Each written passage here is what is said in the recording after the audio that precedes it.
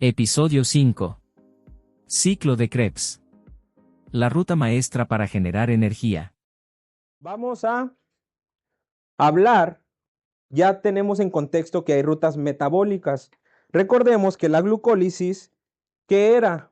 Trabajo sobre una molécula de ¿cuántos carbonos? 6, para obtener una molécula de, ¿qué se llama? Bueno, no voy a entrar tanto en eso, hasta ahí lo vamos a dejar. Ahora, vamos a ver otras rutas metabólicas de los hidratos de carbono. ¿Qué quiere decir? Que esa molécula de glucosa se puede ir a diferentes partes. Ahorita lo platicamos al inicio. Miren, esto que ven aquí se llama mapa de las rutas metabólicas. Todas esas son las rutas metabólicas. Y lo que está encerrado en ese rectángulo negro es la pura glucólisis, la que hemos aprendido hasta ahorita. Quiero que vean algo. Todo está unido. ¿Se acuerdan la característica de una célula? Que era igual que nosotros. La célula también es un... Ahí está. Si se mueve un engrane, se mueve otro. Y se está moviendo. Ahora también, para que se valoren. Todo esto que está pasando en una sola célula. Y está pasando constantemente. ¿Cuántas veces está pasando? Pues saque la multiplicación. Se estima que el cuerpo adulto de un humano contiene entre 10,000 y 100,000 billones de células. ¿Cuántas moléculas de ATP se producen en mi cuerpo entonces? Para que lo tengan en contexto. Ejemplo, si cada célula fuera del tamaño de un grano de arena, podríamos rellenar más de 500,000 campos de fútbol con las células de una sola persona. Ciclo de Krebs. Número 1. También conocido como el ciclo de los ácidos tricarboxílicos o ciclo del ácido cítrico. La primera molécula que se utiliza para iniciar al ciclo de Krebs es el piruvato, que procedía de la glucólisis y también puede utilizarse de otros, porque la glucólisis inició gracias a la glucosa. Pero vean, acuérdense del mapa, hay diferentes maneras de entrar al ciclo de Krebs por las glucosas, pero les dije, ¿qué pasa cuando se acaba la glucosa y los almacenes? Y ocupo seguir produciendo energía. La grasa, el tejido adiposo libera los ácidos grasos y estos ácidos grasos entran al ciclo de Krebs, porque entra un ciclo para producir energía, pero ya no de estas dos, entra por el lado de los aminoácidos. Y yo si pongo otra flecha para acá, estos vienen de las proteínas. Bien, el piruvato se transforma en acetilcoenzima A, que se conoce más comúnmente como acetil-CoA o acetilcoenzima A. Es importante. ¿Por qué el ciclo de Krebs es importante y tenemos que hablar de ello? Para todo hay un porqué. Es importante porque es una de las principales formas en que las células obtienen moléculas de energía. La bibliografía dice energía, ¿sí? Pero a mí me gusta mencionar moléculas de energía, ¿sale? A partir de los nutrientes que comemos. Durante este ciclo, los productos de la descomposición de los carbohidratos, ¿qué otros dijimos que pueden ser? Grasas y proteínas. Se transforman para liberar energía, o sea, moléculas de energía llamadas o en forma de... En palabras simples, ¿qué es el ciclo de Krebs? Es como una fábrica de energía dentro de las mitocondrias, obviamente de las células, ¿verdad? Donde se toma el combustible. ¿Cuáles son los combustibles? Los nutrientes que están dentro de los alimentos. Y se convierte en energía útil para que las células puedan hacer todas sus funciones, o sea, para que los órganos trabajen de una manera adecuada.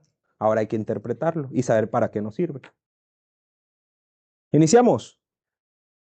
Inicia con el piruvato. ¿De dónde proviene el piruvato? De la glucólisis. Y el piruvato tiene 3 elementos de carbono. Tiene diferentes inicios. ¿Por dónde vamos a entrar nosotros? por la de la glucosa. La primera transformación se llama acetil-CoA. ¿Qué dice después? ¿Gracias a quién? A una enzima. Y si esta enzima actúa sobre el piruvato, ¿cómo empieza el nombre de esa enzima? Piruvato deshidrogenasa. En esta reacción, aquí se produce un NAT. Después, ¿cuál es el resultado de la primera transformación? Observen, dijimos que el piruvato tiene 1, 2 y 3. Y el resultado de la primera reacción para el inicio del ciclo de Krebs, nos quedamos con una molécula de 2 carbonos. Y ese carbono que se perdió del piruvato se pierde en forma de dióxido de carbono. El ciclo de Krebs inicia cuando una molécula que se llama oxalacetato, que está aquí, se combina con el acetilcoenzima A y se produce un citrato, que es una molécula ahora de 6 carbonos. En este paso, ¿qué podemos observar? Que la molécula va haciéndose más grande. Ahora tenemos al citrato. Este obviamente se tiene que transformar. Este se va a transformar en cis-aconitato, ¿va? Que es otra molécula de 6 carbonos. El cis-aconinato se transforma en otra molécula que se llama de-isocitrato. El siguiente paso es de isocitrato a alfa-cetoglutarato. Aquí pasa algo muy importante.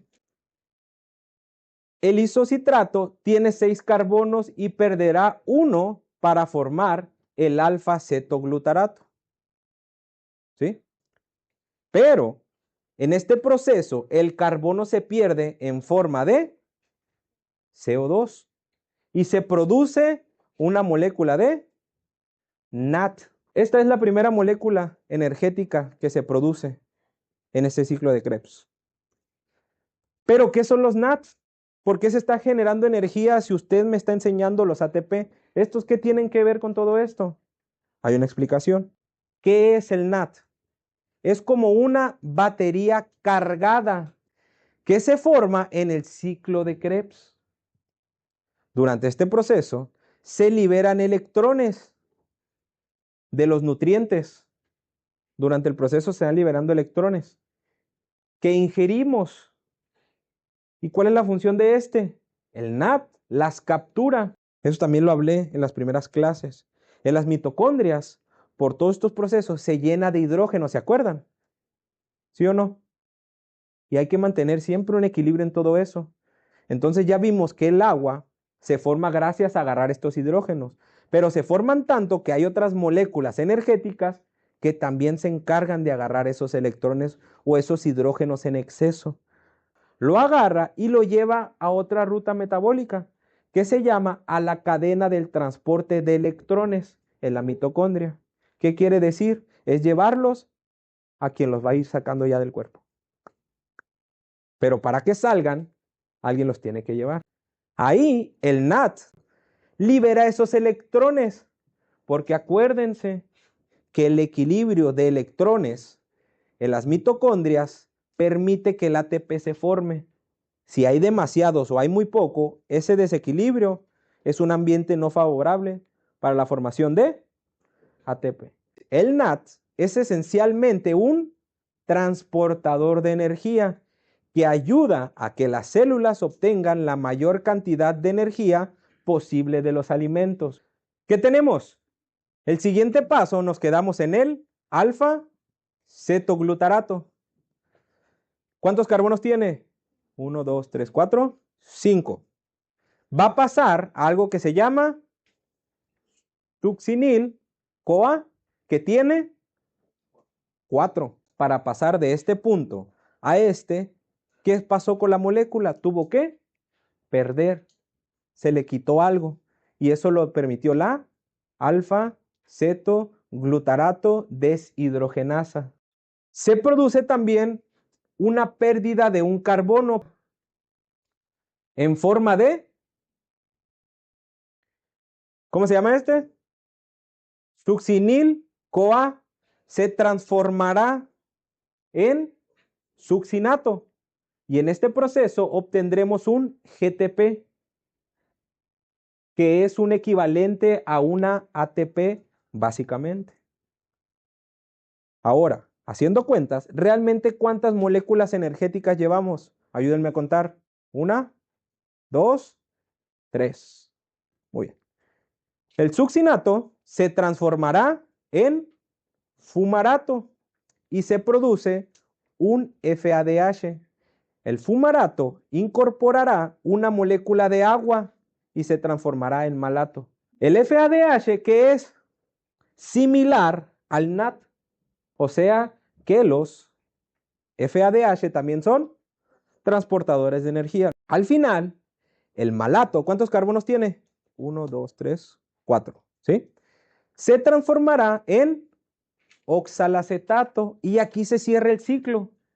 ¿Cuándo se cierra el ciclo de Krebs? Cuando todo esto vuelve al oxalacetato. Y se produce, miren, otro NAT. Tendremos oxalacetato disponible, combinarse con el acetilcoenzima A. ¿Y esto qué va a permitir? Empezar otra vez el ciclo de Krebs. Para concluir, recordemos que en todo este ciclo se acaba produciendo 3 tipos de moléculas. Los GTP, los NAT, FADH. Esas son las 3 moléculas altamente energéticas que se producen en el ciclo de Krebs. Recordemos que cuando empieza esto, a partir de la glucosa a nivel de la glucólisis, la ruta se hace por realmente 2. O sea, que de una glucosa tendremos ¿cuántos ciclos de Krebs? 2. Porque realmente ¿cuántos piruvato tengo? 2, exactamente. Es decir, este resultado, si partimos de una sola glucosa, sería doble. Entonces serían 2 GTP, 2 FAT y 6 NAT. Ahora bien, si tenemos en cuenta que entre la glucólisis y el ciclo de Krebs hay un paso intermedio que es de piruvato a acetilcoenzima A, vemos que previo a esto se produce una molécula de NAT por el paso de piruvato a acetilcoenzima A. Pero, ¿realmente cuántos NAT hay? 2. Serían 2 NAT que se sumarían a los anteriores. Tenemos que añadir 2 NAT adicionales al total de los 8 NAT. Si tenemos en cuenta la totalidad de la glucólisis, habríamos obtenido 2 ATP adicionales de la glucólisis más 2 NAT adicionales de la glucólisis, o sea, sumando todo, glucólisis, ciclo de Krebs y este intermediario, tenemos un total de 10 NADH. Son moléculas que van a ir a otro proceso para producir ATP, para irse a cambiar y llamarse ahora ATP. Con esto cierro. Si repasas tanto la glucólisis como el ciclo de Krebs, así como el paso intermedio de piruvato a acetil-CoA, verás que es un proceso simple de sumas. Es importante tener esto en cuenta porque el NADH y el FADH pasarán a la cadena de transporte de electrones, donde se transformarán en ATP, que servirá como moneda de intercambio energético para la célula. Gracias, nos vemos en próximos videos. No olvides seguir las redes sociales en Instagram, Docente Sariñana.